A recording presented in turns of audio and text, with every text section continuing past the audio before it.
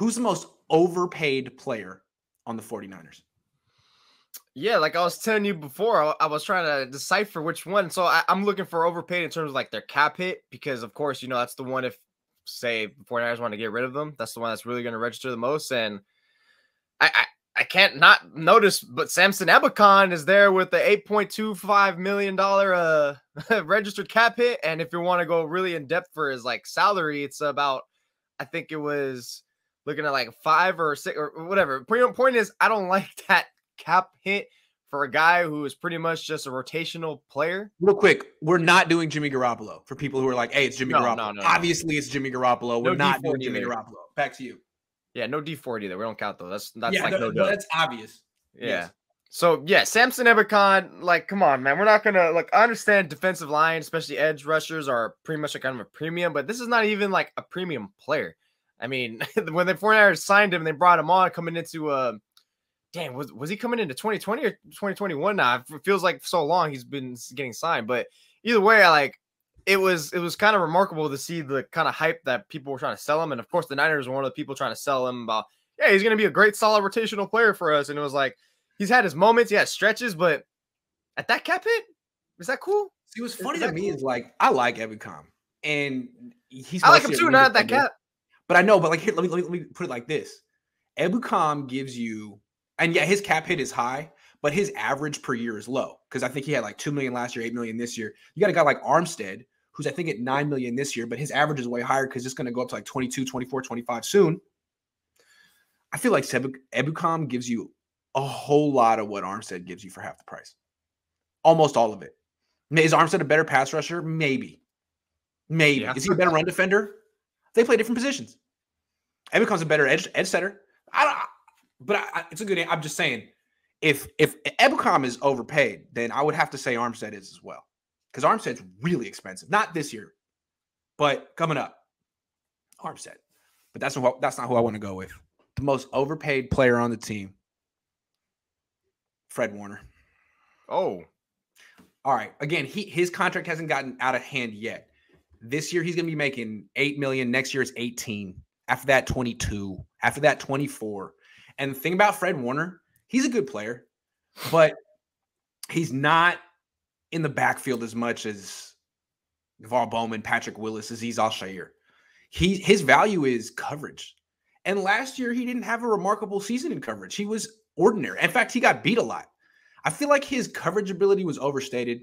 They made it out to be like he's a man-to-man lockdown linebacker. Like, he plays zone, and he made some plays in coverage last few years. He didn't last year. I think so fast. I just don't think he's really – his value is run defense. It's not coverage.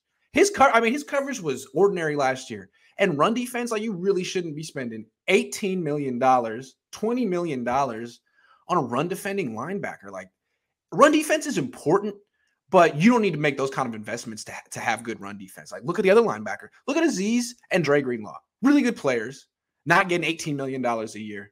And he's just only going to get more and more. Fred Warner, that contract is going to look bad unless he's going to be out here getting, just 10 pass breakups and 2 picks a year. Okay, you push back on my Ebicon. I'm going to push back on your Fred Warner take. Do it. Do it. So when did Fred Warner get paid? Pretty much last year, right? Going into 2021. Yep. Every year before that, the guy was just ascending, and his trajectory was looking phenomenal, or at least even the way he was, in that zone. And that's basically what they all pay for, right? And so we already knew his run defense was already pretty high stature. His pass defense was cool too, but especially in 2020, he balled the hell out. That's why he gained that All-Pro status. He did. And so you have that, and then not even that, he was an efficient blitzer. That's another thing. And I think he still kind of was an efficient blitzer, going in there, knowing how to time his blitz, shooting up in there. And the guy's just an athletic freak. Like I said, he's speed. That's why I think he gets that little nut of, oh man, coverage, because he just gets out there so quickly. But ultimately, that's what the Niners gambled on, and they thought in 2021 they were still going to get that. And sure, he started out slow, but second half of the season, to me, I saw a guy who was still making impact. I'm not saying he's a bad player. Of course not. Of course not. But I think he's worth it, because premium linebackers cost that much. He's very expensive. And, the Niners are like, they don't really spend on DBs. They don't spend very much on DBs. They spend a lot on linebackers. They've done it for a long time. I mean, they made Willis the highest paid linebacker, Bowman, now Warner. I think maybe that's a little old school because really, again, I don't think coverage linebacker. I've yet to see a guy who's a dominant coverage linebacker year in and year out. Warner had some good years, but I don't know how like repeatable that is. It might be a little random. And I think really with linebackers, their biggest projectable, consistent impact is against the run. And it's a passing league now. So I'm just saying he's going to have to really find ways to – it's going to be tough to be worth $20 million a year as an inside linebacker. But if he can have the coverage impact that he had in the past, he can do it. Anyway, sorry, Fred.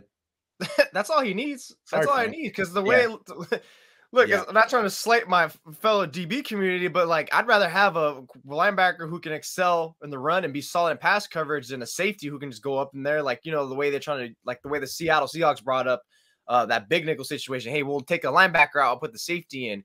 But the way these linebackers are going, they're being so much more athletic that now they can be great pass coverage players.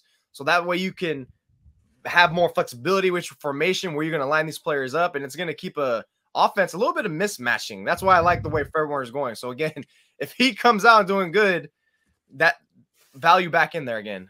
Let me ask you this.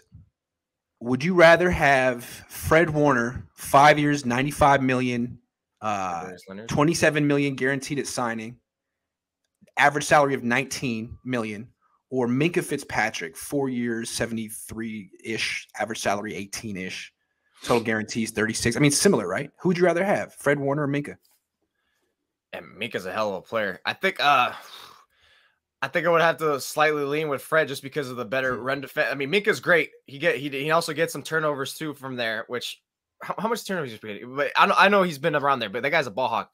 Yeah. And the way he knows how to like get up in there and like play with the hands and through the ball and through the receiver. But I think I'm just gonna have to lean with Fred Warner just because, like, again, you still have that run element. I mean, yes, the passing league, and you're right, that's where you really want to pay your money-making players.